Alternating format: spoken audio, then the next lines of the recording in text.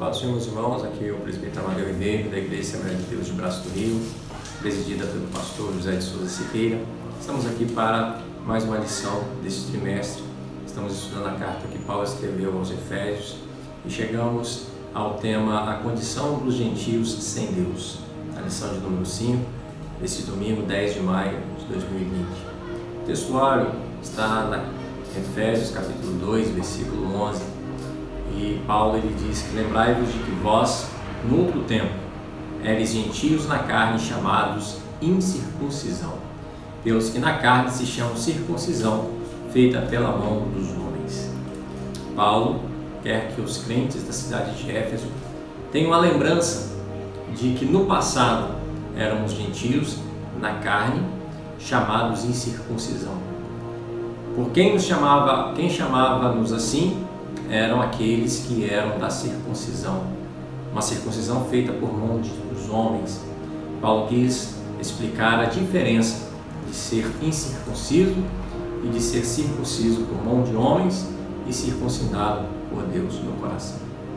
A verdade prática diz: outrora sem Deus, por meio de Cristo, os gentios tornaram-se descendência de Abraão e herdeiro das promessas. Estes, que no passado, em outro tempo, éramos chamados incircuncisos na carne, sem Deus, mas por meio de Cristo nos tornamos descendência de Abraão e herdeiro das promessas. O objetivo é esclarecer de que modo isso aconteceu, de que modo os gentios estiveram privados da promessa messiânica e como fomos inseridos nessa promessa. O primeiro ponto vai conceituar o que é circuncisão, o que é incircuncisão. O segundo ponto vai mostrar a condição antiga dos gentios sem Deus e sem Cristo e afirmar, no terceiro ponto, que desprovidos de Deus, os gentios marchavam para a perdição eterna. A introdução mostra que os gentios, antes da regeneração, eram incircuncisos. Quem é gentio? Deus, quando olha do céu para a terra, ele vê apenas três povos: gentios, judeus e igreja de Cristo. Os gentios são todos aqueles que não são judeus. O gentio que se converte, ele faz parte da igreja de Deus. O judeu que se converte faz parte da igreja de Deus. Os gentios, ou seja, todos aqueles que não são judeus, antes do novo nascimento, a Bíblia fala que são incircuncisos. E haviam pelo menos experimentado 5 formas de privação. Sendo gentio, sendo incircunciso, esses povos estavam sem Cristo, separados de Israel, que é o povo de Deus, alienados, distantes com relação à promessa, indiferentes com relação à promessa, sem esperança, sem nenhuma expectativa do futuro e sem Deus no mundo. É o que Paulo fala, capítulo 2, versículos 11 e 12. Cada um desses 5 pontos nós vamos estudar hoje em nome de Jesus. O ponto central do primeiro ponto é compreendermos que os gentios, ou seja, os não-judeus, só se tornam descendência de Abraão e herdeiros das promessas através de Cristo. É isso que nós temos que aprender.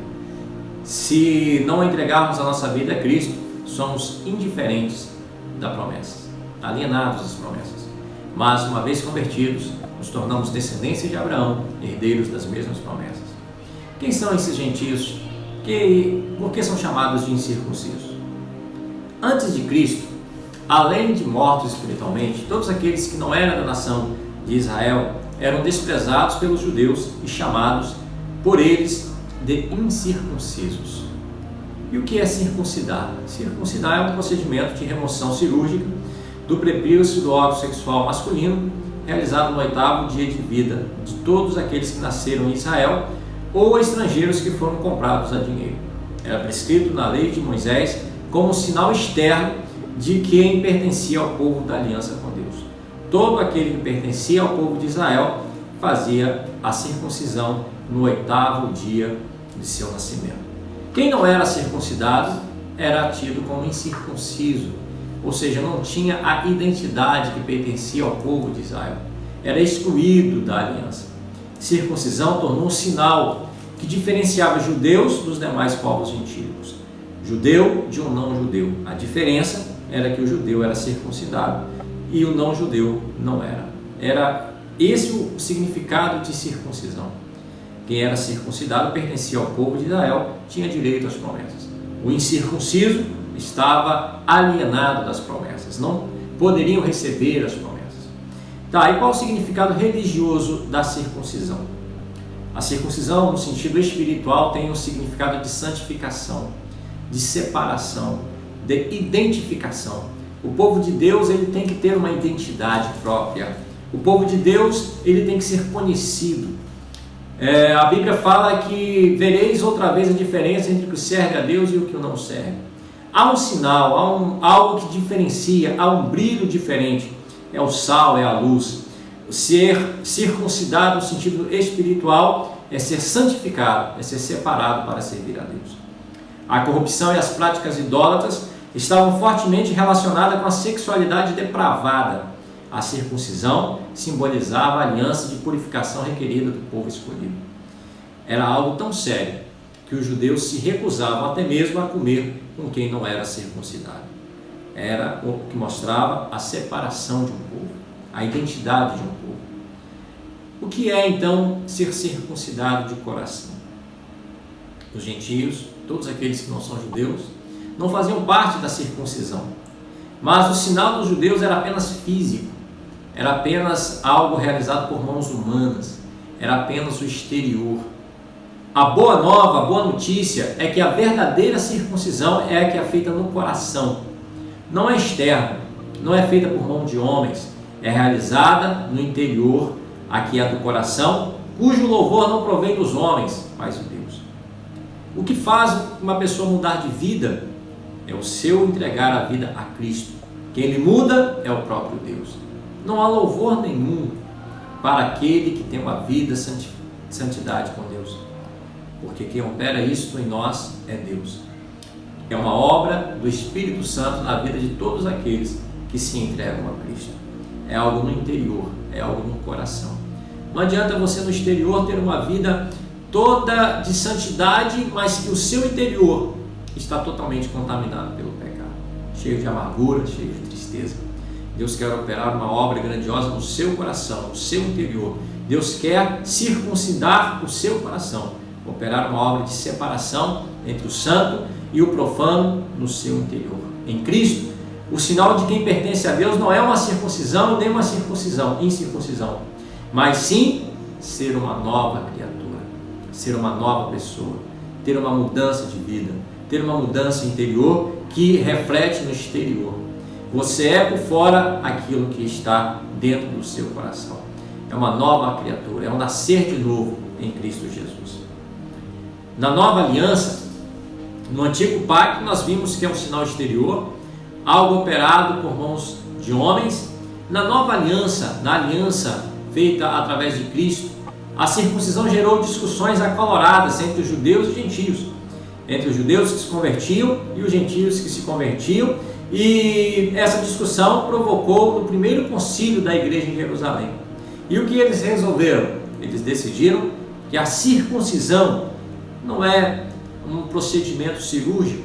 A circuncisão somos nós, que servimos a Deus no Espírito e nos gloriamos em Jesus Cristo e não confiamos na carne. Isso é a circuncisão.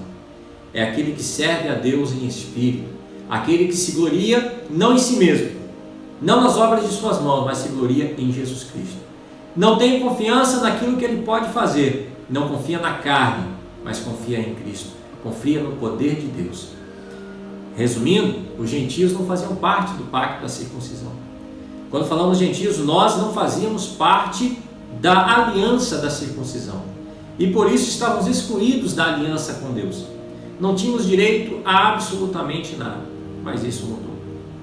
Estávamos estranhos ao concerto da promessa. Naquele tempo, escreveu Paulo, estávamos sem Cristo, separados da comunidade de Israel, estranhos aos concertos da promessa, ao pacto. Não tínhamos direito a uma herança. Tínhamos uma vida sem Cristo naquele tempo, quando estávamos longe de Cristo. Antes de nascermos de novo, os gentios, que éramos nós, vivíamos imersos no paganismo sem Cristo. Porque uma vida com Cristo quer dizer uma vida de libertação de todo o poder do pecado, de todos os deuses desta terra, de tudo aquilo que controla o homem. Deus de muitos é o dinheiro, Deus de muitos é a fama, o Deus de muito é algo desta vida, mas fomos libertos do paganismo, porque estar no paganismo é estar sem Cristo. A religiosidade nesta época, quando éramos gentios, era incapaz de nos inserir na promessa messiânica de salvação. Ninguém pode ser salvo em Jesus Cristo estando numa religiosidade que tira o mérito da cruz. Temos que conhecer a Cristo, temos que andar com Cristo, temos que viver com Cristo, temos que amar a Cristo acima de todas as coisas. Como também nós éramos, além de desconhecer a Cristo, éramos indiferentes às promessas acerca de Cristo e acerca da sua obra. Confiávamos em nós mesmos, mas quando entregamos a nossa vida a Cristo, sabemos que tudo é mérito dele e da sua obra realizada na cruz do Calvário. Só somos salvos porque Cristo morreu por nós. Só somos libertos porque ele derramou o seu sangue na cruz do Calvário por nós. Antes estávamos sem Cristo e separados da comunidade de Israel. Gentios. Gentios são excluídos dos símbolos, não faziam parte do povo escolhido, não podiam usufruir dos privilégios da aliança de Abraão. Deus não havia se revelado aos gentios. Deus havia chamado Abraão e a sua descendência. A lei e as promessas pertenciam somente aos judeus. Os gentios estavam fora do alcance das bênçãos prometidas a Abraão, a Isaac e Jacó. Assim éramos nós. Assim éramos todos nós, gentios, separados do povo escolhido. Mas Cristo mudou isso. Em Cristo, os gentios também podem se tornar descendência de Abraão. Todos aqueles que entregam a sua vida a Cristo, eles passam a pertencer à descendência de Abraão. Sendo descendência de Abraão, fazemos parte do povo das promessas. Mas sem Deus, os gentios estão alienados, eles não podem receber as promessas, ao pacto das promessas.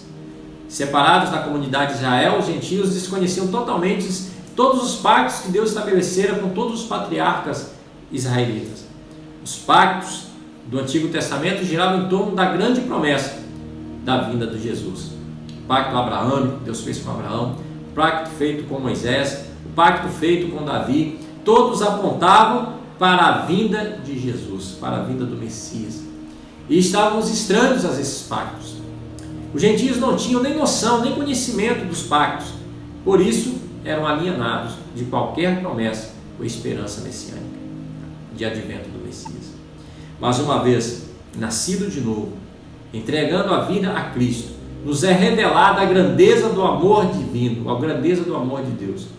De alienados da promessa, por meio do sangue de Jesus, nos tornamos herdeiros da maravilhosa promessa. Agora fazemos parte do povo escolhido.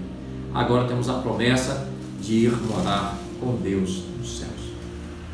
A nossa condição antiga, como gentio, era desoladora. Sem Cristo, separados de Israel, do povo escolhido, estranhos ao concerto da promessa. Os pactos eram importantes porque giravam em torno da grande promessa de que Jesus viria para salvar toda a humanidade. Éramos um povo sem esperança e sem Deus, desprovidos de qualquer esperança. Esperança aqui traz o conceito de confiança. Na Bíblia, essa confiança é nas promessas divinas. Deus prometeu vir a essa terra e veio através de Cristo.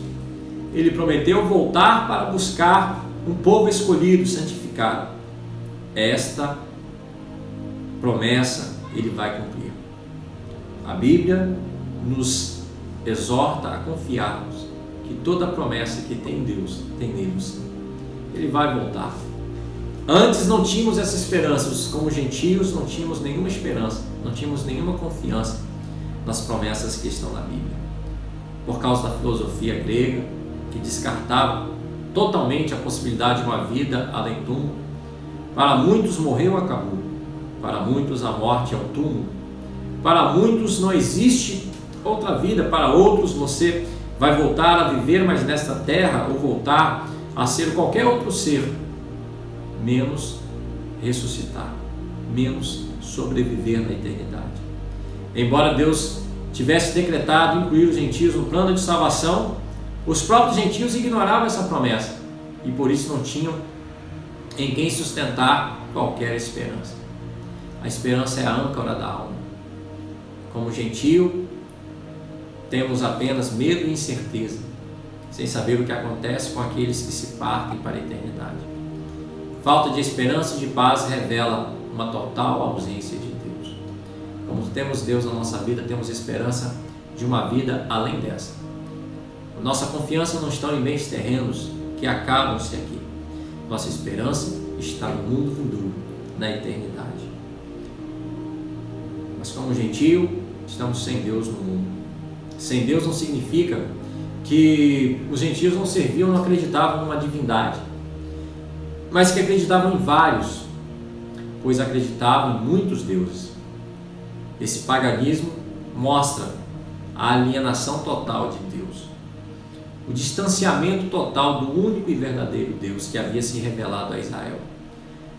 As vidas de quem vivem assim são regidas pela falsa ideia de divindades pagãs que mantinham escravizado em densas trevas espirituais.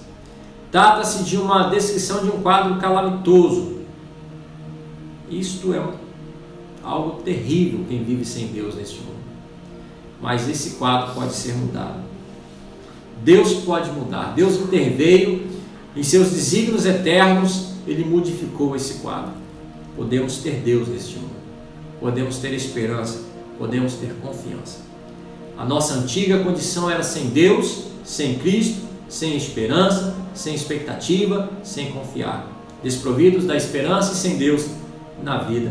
Caminhávamos a passos largos para a perdição e ao inferno. Mas agora nós temos uma esperança. A esperança em Cristo. Éramos incircuncisos. Estávamos excluídos da aliança com Deus. Estávamos separados de Cristo e do povo escolhido.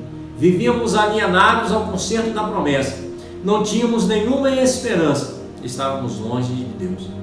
Mas um dia, Cristo apareceu nas nossas vidas. A magnitude do amor de Deus circuncidou os nossos corações. Deu-nos um sinal. Aproximou-nos de Cristo e de Israel, do povo escolhido. Incluiu-nos na esperança da promessa e nos revelou ao único e verdadeiro Deus. Por isso, bendito seja o santo nome do Senhor para todo sempre. Deus em Cristo te abençoe, no nome de Jesus.